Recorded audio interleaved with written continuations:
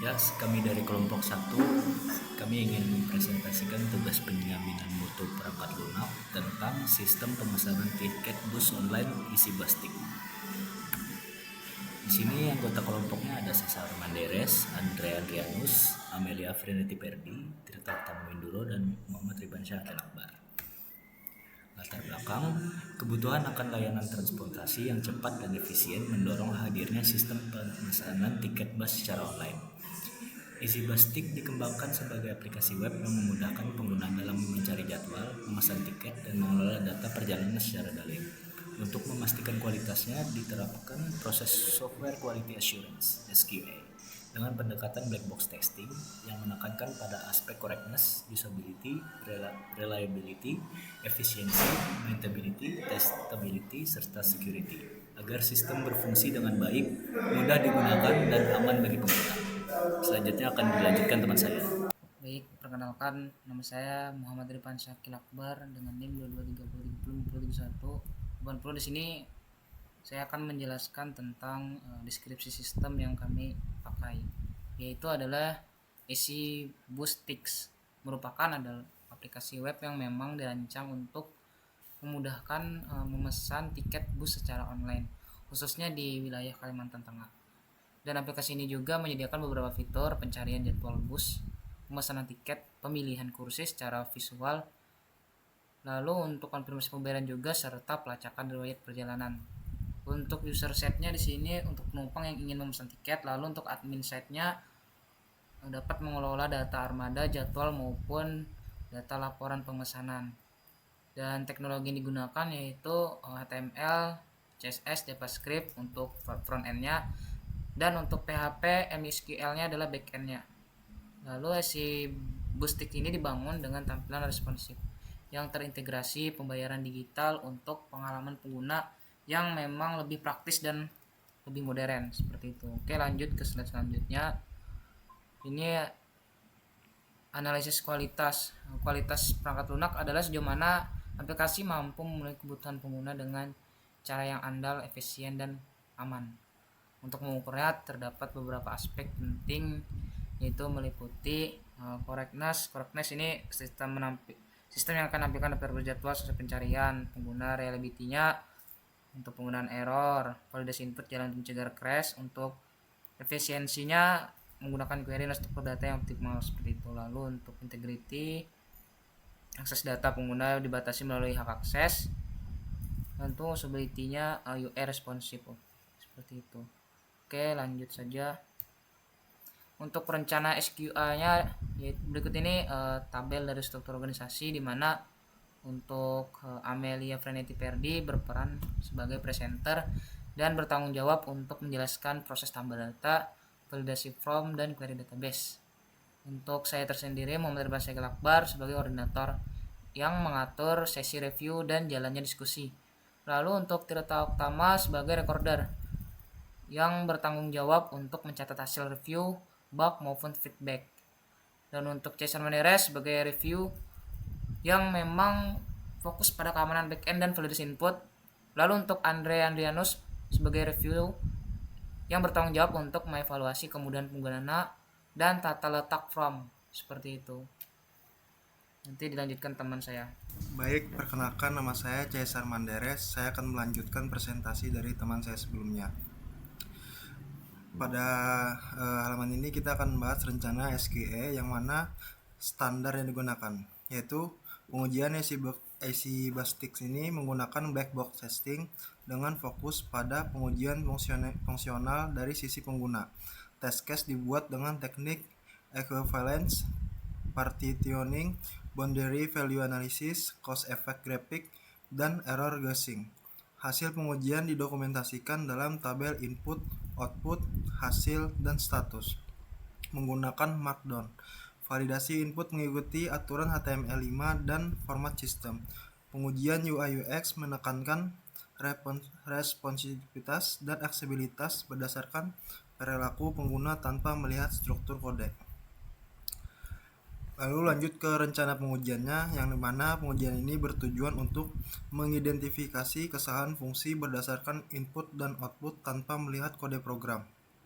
Teknik yang digunakan antara lain yang pertama equivalence partitioning, yaitu klasifikasi input valid dan tidak valid. Lalu boundary value analysis, yaitu pengujian batas nilai input. Lalu cause effect graphic, yaitu relasi antar kondisi dan respon sistem. Selanjutnya error guessing, yang mana adalah prediksi kesalahan berdasarkan pengalaman. Kita akan mengambil salah satu kasus uji pada kasus kami, yang dimana kami mengambil modul login. Yang pertama, fitur yang diuji validasi panjang password minimum yang akan diinputkan atau kondisinya username, user atau user 1, password 12347. Terus ekspektasi outputnya akan menampilkan alert, yaitu password must be at last 8 characters long. Statusnya berhasil. Lalu fitur yang diuji valid yang kedua, valid login, username admin, password admin pass 123. Ekspektasi outputnya pengguna akan diarahkan ke dashboard atau loginnya berhasil. Statusnya dalam website kami berhasil. Lalu yang ketiga, kami melakukan uji pada login dengan password kosong. Input atau kondisinya username adminnya benar, lalu passwordnya kosong, maka ekspektasi outputnya akan menimbulkan tidak bisa submit atau muncul pesan browser HTML5 please fill out this field. Statusnya berhasil. Lalu yang keempat, fitur yang diuji adalah login dengan username kosong. Input dan kondisinya username-nya kita berikan kosong, passwordnya benar, lalu ekspektasi outputnya tidak bisa submit, muncul pesan browser HTML5 please fill out this field. Lalu statusnya di website kami berhasil. Lalu uji yang kelima, kami melakukan uji login dengan password tepat 8 karakter. Username-nya user 1, passwordnya 1234548. Ekspektasi outputnya adalah login diproses atau validasi panjang password lolos. Status di website kami berhasil. Sekian, terima kasih. Perkenalkan, nama saya Amelia Afrinity Perdi. Di sini saya ingin melanjutkan presentasi yang sebelumnya telah dipaparkan oleh rekan saya. Masih dalam kasus uji untuk modul login. Di sini lanjut ke dalam fitur yang diuji adalah login dengan input email. Input atau kondisinya di sini ada email user@mail.com dengan password userfast 123. Di sini output yang diharapkan adalah login diproses jika akun terdaftar. Di sini status pengujiannya adalah berhasil. Lalu ada fitur login dengan karakter aneh. Input atau kondisinya di sini username dimasukkan ada karakter aneh dan drop table users. Di sini passwordnya adalah 123456778. Output yang diharapkan adalah munculnya pesan error username atau email tidak ditemukan. Di sini hasil pengujiannya statusnya berhasil. Lalu ada login dan kombinasi yang salah. Di sini input username-nya adalah user 1, passwordnya adalah wrong pass.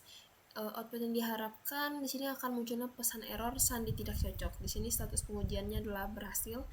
Lalu ada untuk fitur klik login berulang, klik tombol login 3 kali dengan cepat. Output yang diharapkan adalah hanya satu permintaan login diproses alias tidak duplikat. Statusnya juga berhasil. Lalu ada yang terakhir, fitur terakhir adalah login akun tidak terdaftar. Input atau kondisinya di sini diinputkan username-nya ghost, passwordnya ghost pass. Dengan output yang diharapkan adalah munculnya pesan error, username atau email tidak ditemukan. Status pengujiannya di sini berhasil. Selanjutnya masuk ke dalam hasil review. Di hasil review ini yang pertama ditemukannya validasi form login kurang informasi detail. Contohnya pada pesan error, password salah masih terlalu umum, tidak membedakan antara akun tidak ditemukan atau password salah. Lalu yang kedua ada kekosongan input tidak selalu menampilkan validasi HTML5. Di beberapa field hanya dicek saat dikirim, tidak saat fokus berpindah atau blur. Masuk ke dalam evaluasi sistem. Nah, untuk evaluasi sistem ini, sistem telah memenuhi sebagian besar aspek kualitas perangkat lunak kategori produk, seperti yang pertama ada correctness, semua fitur utama berfungsi sesuai spesifikasi. Lalu ada usability, sistem mudah digunakan dengan form input yang cukup jelas. Ada reliability, tidak ditemukan error fatal saat skenario pengujian dilakukan. Ada integrity, sistem mampu menolak input berbahaya atau SQL injection, dan yang terakhir ada testability. Semua fungsi dapat diuji melalui input dan output yang terlihat. Sekian akan dilanjutkan oleh rekan saya. Ya, perkenalkan, nama saya Andrean Rianus dengan NIM 2230 2050 3105. Di sini saya akan melanjutkan presentasi pada evaluasi sistem. Di sini terdapat beberapa kekurangan yang ditemukan selama review. Yang pertama, masih ada kelemahan pada validasi input di sisi klien. Yang kedua, tidak semua error ditangani dengan pesan yang informatif bagi pengguna. Selanjutnya, pada bagian rekomendasi, yang pertama, tingkatkan validasi form di sisi UI, yang dimana menggunakan HTML5 dan JavaScript untuk mencegah kesalahan input sejak awal. Yang kedua, memperjelas feedback kesalahan, yang dimana ubah pesan error menjadi lebih deskriptif dan membantu pengguna memperbaiki input mereka. Yang ketiga, uji coba pada perangkat berbeda. Di sini dilakukan pengujian tambahan di berbagai resolusi dan browser untuk memastikan konsistensi. Yang keempat, integrasi login dan debugging. Tambahkan sistem pencatatan error pada sisi server untuk mempermudah turbulent sorting di masa depan.